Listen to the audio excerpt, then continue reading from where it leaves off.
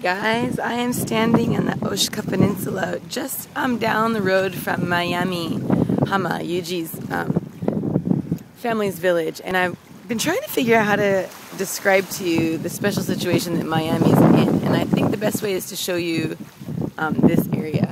So this is just one little inlet on the peninsula that they live on, and it kind of gives you an idea of how secluded each of the little villages are. Like if you look around, this is one little inlet of the village, of the peninsula, right? And look behind me, there's a guy working in his boat. This used to be a little village, maybe 10 houses or something, and you know, it's just gone. And these little villages that just disappeared are all over the place. Like right there is one. It's kind of hard to see, but right there is one. And what you see is all there is. Like it doesn't go back into the mountains. They all have right oceanfront, you know. Go this way.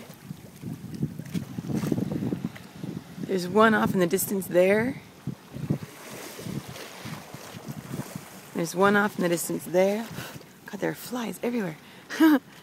You can see in this village, just like every other village, all their docks have sunk.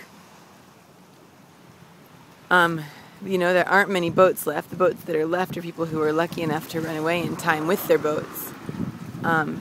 So this kind of gives you an idea. In each of these little villages, just like Miami, that really tight community now has nowhere to be in their community. They've all evacuated because there's nowhere to be in their community anymore, you know? They've all evacuated to somewhere outside their community, either with relatives far away or, you know, or in evacuation centers or something.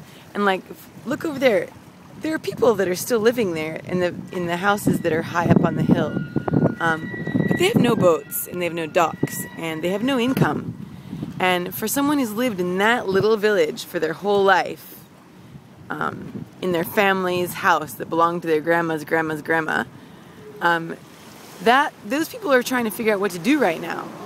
Like, even if they had a boat, they don't have a house. And even if they had a house, they can't work. They don't have a boat. So at 40 or 50 years old, for the first time in your life, do you desert your village and go to the city and find work?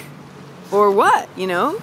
Everyone's just kind of holed up in these little pockets all up and down this peninsula trying to figure out what to do. And when I try and put myself in their shoes, I don't know what I would do, you know? I mean, how do you leave this place where it's the only place you've ever known? The nearest city, it's not far distance-wise, but it's kind of a pain to get out here. The roads are really squirrely, and they live in this is the tip of a peninsula. So the nearest city, which is Ishinomaki, is about an hour-and-a-half drive, and Ishinomaki is not in very good shape either. So, yeah, I hope this gives you some kind of an idea.